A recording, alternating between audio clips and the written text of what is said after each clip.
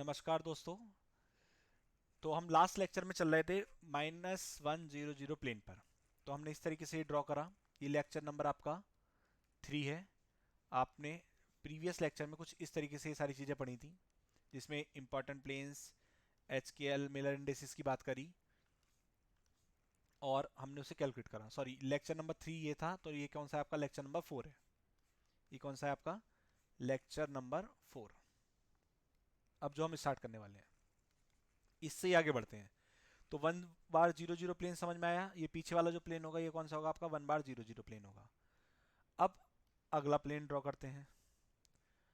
आपसे कोई कहे कि 1 बार 0 प्लेन को ड्रॉ करो, तो उसके लिए क्या करेंगे? सबसे पहले तो आप एक क्यूब का फॉर्मेशन करेंगे कुछ इस तरह से। ये आपने एक क्यूब का फॉर्मेशन करा और इस फॉर्मेशन को करने के बाद एक्सिस को कुछ यहां से ड्रॉ कर दीजिए। एक एक्सिस ये हो गई, एक एक्सिस ये हो गई और एक एक्सिस आपकी ये चली गई। तो आपको ऐसा फील होगा, ऐसा डायग्राम दिखेगा कि क्यूब क्या है, नीचे की तरफ शिफ्ट हुआ है। ये आपका वेक्टर ए, ये वेक्टर बी और ये वेक्टर सी। तो बी में हम निगेटिव में जा रहे हैं, दैट मीन्स किस तरफ जा रहे हैं? इस प्लेन की तरफ जा रहे हैं। तो ये जो प्लेन होगा आपका, ये कौन सा होगा आपका? 0 1 बार 0 प्लेन होगा। कौन सा प्लेन होगा आपका? ये 0 1 बार 0 प्लेन होगा आपका। इसी तरीके से अगर आपसे कोई कहे तीसरे प्लेन के लिए, दैट इज 0 0 1 बार प्लेन के लिए, तो इस बार क्या करना है आपको? एक्सिस को इस तरफ शिफ्ट कर देंगे। जैसे ही आप एक्सिस को यहाँ शिफ्ट करेंगे तो आपका ये इस साइड वाला प्लेन जो होगा वो किस कैटेगरी में आ जाएगा? 0 0 1 बार की कैटेगरी में आ जाएगा। किस कैटेगरी में आ जाएगा? 0 0 1 बार की कैटेगरी में।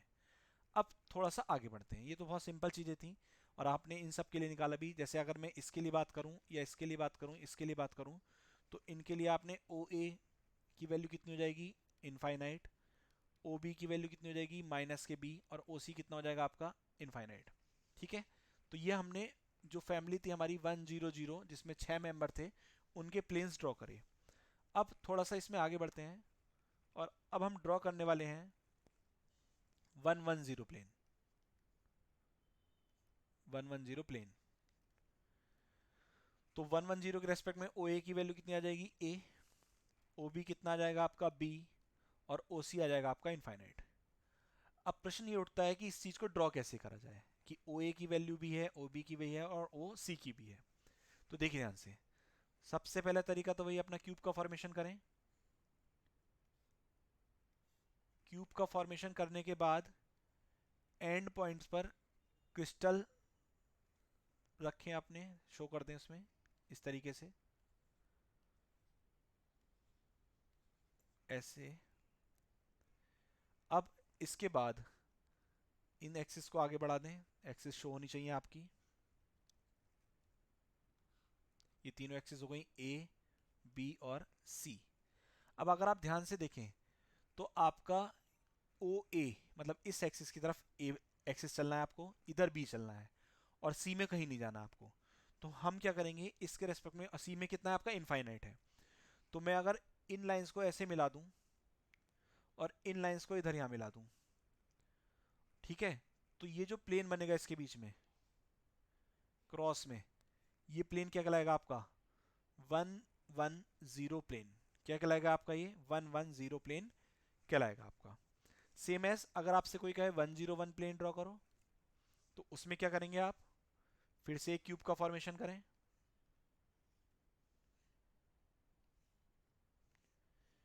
क्यूब का फॉर्मेशन करने के बाद क्रिस्टल शो कर दें कॉर्नर्स पर। उसके बाद एक्सिस ड्रॉ कर दें कुछ इस तरह से। ये एक्सिस ए हो गई, ये बी हो गई, ये क्या हो गई? सी हो गई। आप देख सकते हैं ओ ए की वैल्यू कितनी है? ए है। ओ बी कितना है आपका? इनफाइनाइट। और ओ सी की वैल्यू कितनी है आपकी? सी है। अब इसमें जो प्लेन ड्रॉ होगा, तो देखो ए की एक्सिस में जा रहे हैं और सी में जा रहे हैं, दैट मीन्स मैं इन दोनों को मिला दूं इधर, ऐसे ही मैं इन्हें मिला दूं इधर। तो इनके बीच में जो स्लाइड जैसे आपकी सीढ़ी होती है, ऐसा जो प्लेन बन के आया है, यही प्लेन क्या होगा आपका? 1 0 1 प्लेन होगा। 101 प्लेन होगा। 011 प्लेन आप खुद से ट्राई करेंगे, अगर नहीं बनता है तो आप व्हाट्सएप पे हमसे पूछेंगे। अब इसमें थोड़ा सा आगे बढ़ते हैं, देखिए ध्यान से। सपोज मैंने एक प्लेन ड्रॉ करा कुछ इस तरीके से,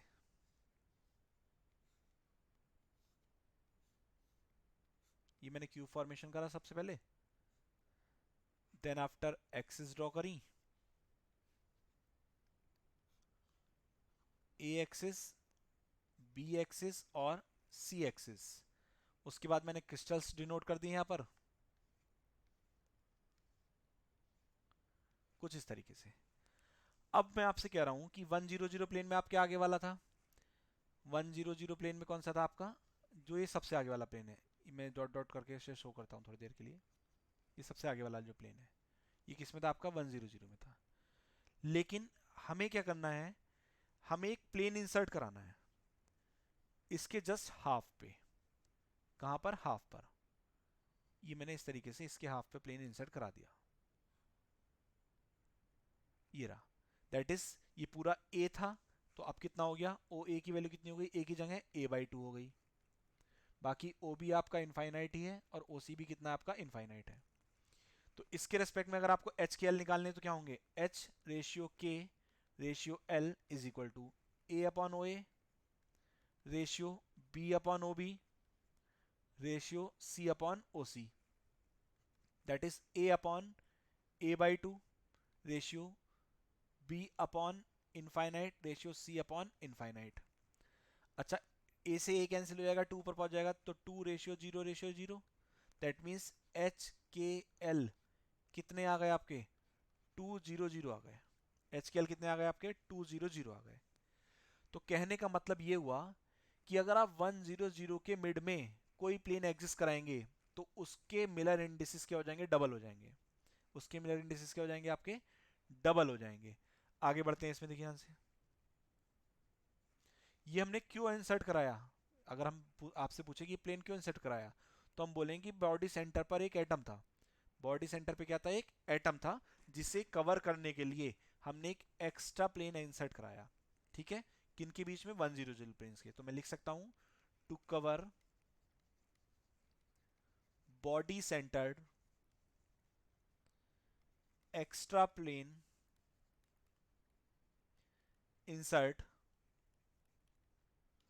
बिटवीन 100 प्लेन्स। 100 प्लेन के बीच में आपने इंसर्ट करा दिया। और मैंने आपको बताया क्या, जब किसी के मिड में प्लेन इंसर्ट कराओगे तो उसके मिलर इंडिसेस क्या हो रहे हैं, डबल हो रहे हैं। तो अगर आपसे कहा जाए कि 200 प्लेन के बीच में, प्लेन के बीच में जो प्लेन आएगा, जो प्लेन आएगा उसके मिलर इंडिसेस बताओ, तो वो कितने हो जाएंगे, डबल हो जाएंगे। कितने हो जाएंगे, 400। कितने हो जाएंगे, 400 हो जाएंगे। तो आप याद रखें इस लाइन को क्या, कि if we insert a plane between any plane और exactly at mid point, then Miller indices become double. Miller indices क्या हो जाएंगे आपके, डबल हो जाएंगे। इसके अलावा अगर आपसे कोई पूछे कि इस पर्टिकुलर केस में, ये जो आपने केसेस ड्रॉ करा, इस पर्टिकुलर केस में effective number of atoms per unit area कितने होंगे, कैलकुलेट करो। देखिए ध्यान से, तो इन दिस केस कैलकुलेट करें तो आप देख सकते हैं, मैं आपको काउंट कराता हूं इस तरीके से। 1 2 3 4 का कंट्रीब्यूशन इधर है, 4 का कंट्रीब्यूशन इधर है, और एक मिड में रखा हुआ है पूरा।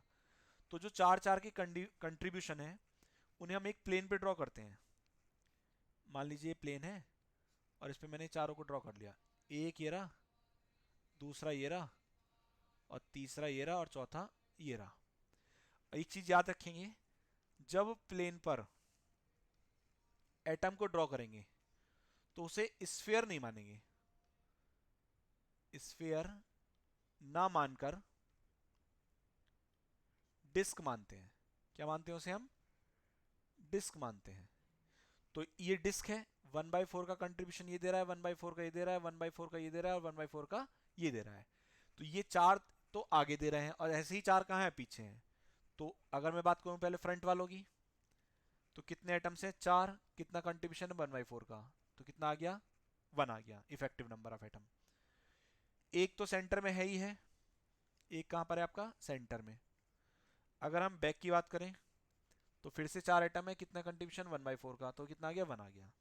तो अगर आप ध्यान से देखें तो कितने इफेक्टिव नंबर ऑफ एटम हो गए 3, एक आगे वाले से, एक पीछे वाले से और एक बीच में रखा हुआ है, तो ये कितने हो गए आपके 3 हो गए। एक चीज याद रखेंगे, ये आप सब जानते हैं क्या कि 2D में हम एटम को क्या मानते हैं डिस्क मानते हैं, इसीलिए मैंने जब इसे एक प्लेन में ड्रॉ करा तो स्फीयर ना मान के क्या माना डिस्क माना। और जब 3D की बात करती है तो उसे क्या मानेंगे हम स्फीयर ही मानेंगे, 3D में क्या मानेंगे स्फीयर भी मानेंगे। ठीक है, नाउ आगे बात करते हैं इसमें। अगर हम बात करें इंटरप्लेनर स्पेसिंग की, इंटरप्लेनर स्पेसिंग में क्या होगा देखिए ध्यान से।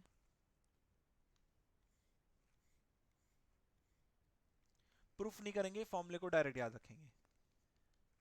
इंटर प्लेनर स्पेसिंग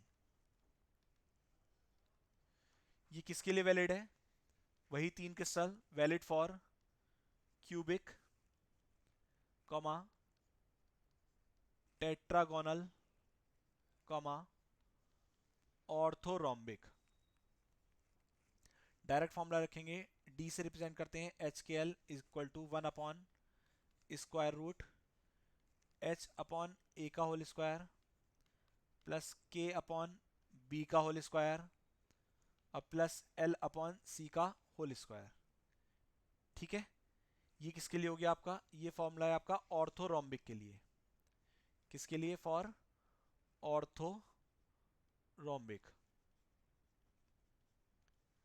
अब थोड़ा सा इसमें मॉडिफाई कर दें, क्या if A equal to B equal to C, किसकी कंडीशन है क्यूबिक की कंडीशन है, तो डी एच के एल कितना आ जाएगा equal to small A upon square root H square plus K square plus L square. ये किसके लिए गया फॉर्मूला आपका क्यूबिक के लिए, इंटरप्लेनर स्पेसिंग का फॉर्मूला। और अगर हम टेट्रागोनल की बात करें तो A equal to B not equal to C होता है, तो जनरली क्या कर देंगे हम डी एच के एल इसी तरीके से रहने देंगे जो आपका यहाँ है, जो भी वैल्यूज होंगी उन्हें पुट करके आप उन्हें कैलकुलेट कर लिया करेंगे। ठीक, ये इसकी कंडीशन है। थोड़ा सा और बढ़ते हैं इसमें।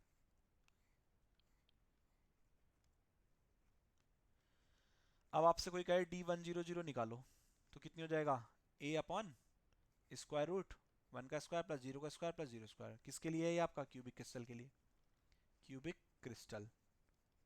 तो D100 कितना आ गया आपका ए आ गया, सिंपल क्यूबिक या क्यूबिक क्रिस्टल बोल देते हैं फॉर सिंपल क्यूबिक। अगर आपसे कोई कहे D200 निकालो तो कितना जाएगा आपका ए अपॉन 2 आ जाएगा।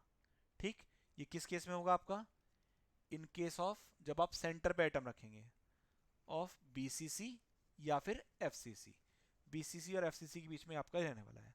तो हम कह सकते हैं क्या कि जब एक प्लेन को दो प्लेन के बीच में या दो प्लेन डिस्टेंस के बीच में इंसर्ट कराएंगे तो डिस्टेंस तो हाफ हो जाएगी और मिलर इंडिसेस क्या हो जाएगा डबल हो जाएगा। इस लाइन को याद रखेंगे क्या, when a plane insert between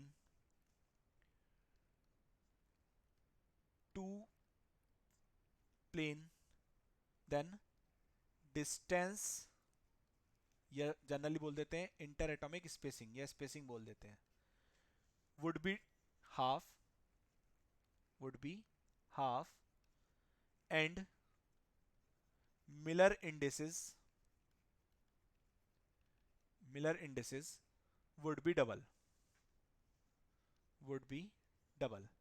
याद रखेंगे इस पॉइंट को, मोस्ट इंपॉर्टेंट है और इस पे आपका क्वेश्चन बनता भी है। सीधे सीधे बोल रहा है कि अगर आप क्या कर रहे हैं दो प्लेन्स के बीच में किसी प्लेन को बीच में मतलब मिड में एग्जैक्ट मिड में किसी प्लेन को इंसर्ट करा रहे हैं तो उस सिचुएशन में इंटर एटॉमिक डिस्टेंस या आप कह सकते हैं क्या interplanar spacing, sorry interplanar spacing क्या हो जाएगी आपकी हाफ हो जाएगी और मिलर इंडिसेस क्या हो जाएगा आपका डबल हो जाएगा। ठीक, आगे बढ़ते हैं इसमें थोड़ा सा ध्यान से। अब आपसे कोई कहे इफ D100 इक्वल टू ए, ठीक, कंपैरिजन पर्पस से देख रहे हैं। और इन BCC FCC VD100 कितना है आपका, A/2। ये हम बेसिकली किसे कंपैरिजन करेंगे, फॉर कंपैरिजन पर्पस। तो जब आप इंटरप्लेनर स्पेसिंग को कैलकुलेट करेंगे तो उसके बाद आपको एक फैक्टर से मल्टीप्लाई कराना पड़ेगा 1/2 के, और ऐसे रिफ्लेक्शन में जो अलाउ नहीं है, that is after calculating interplanar spacing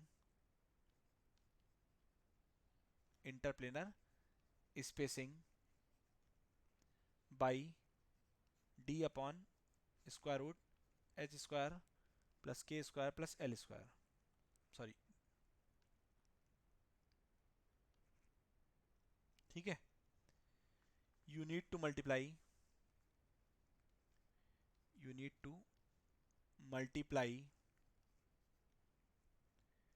by a factor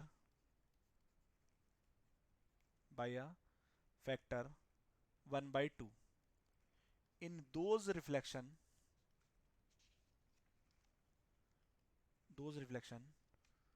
which are not allowed। ऐसे रिफ्लेक्शन जो अलाउ नहीं होंगे उसमें आपको 1/2 के फैक्टर से मल्टीप्लाई कराना पड़ेगा। क्या कैलकुलेट करने के बाद में, इंटरप्लेनर स्पेसिंग को कैलकुलेट करने के बाद में। ये क्या है आपका ए, ठीक है। आगे बढ़ते हैं इसमें थोड़ा सा। ये तो हो गई कहानी किसकी, आपने ऑर्थोरोम्बिक के लिए देखा, टेट्रागोनल के लिए देखा, क्यूबिक के लिए देखा। अगर आपसे फॉर्मूला पूछा जाए, फॉर्मूला याद रखेंगे, प्रूफ की कोई नीड नहीं है कंपटीशन पर्पज से। Interplanar spacing for hexagonal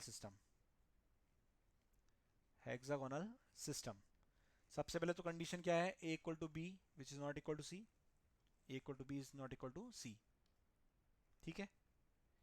formula बनेगा इसका 1/d² equal 4/3 h² plus hk plus k² divided by a²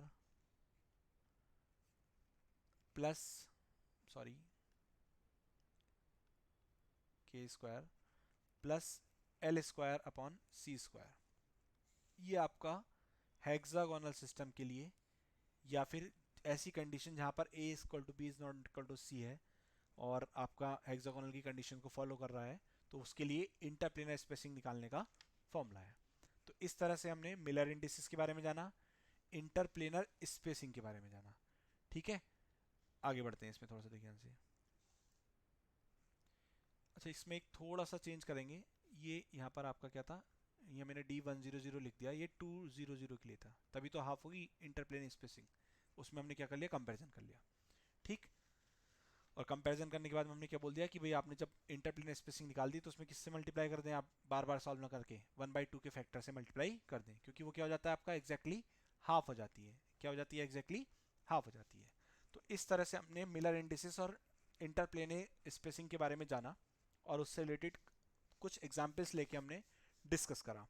next lecture में हम नंबर डेंसिटी और मास डेंसिटी के बीच में रिलेशन पढ़ेंगे, और साथ ही साथ कोऑर्डिनेशन नंबर वगैरह डिफरेंट यूनिट सिस्टम के लिए डिफरेंट केसेस में, बीसीसी के केसेस में, एफसीसी के केसेस में कैलकुलेट करेंगे। एपीएफ, एटॉमिक डेंसिटी, बहुत सारी चीज़ें होती हैं, वो सब हम कैलकुलेट करेंगे, ठीक है। वीडियो को ज़्यादा से ज़्यादा शेयर करें और चैनल को सब्सक्राइब करना ना भूलें। धन्यवाद।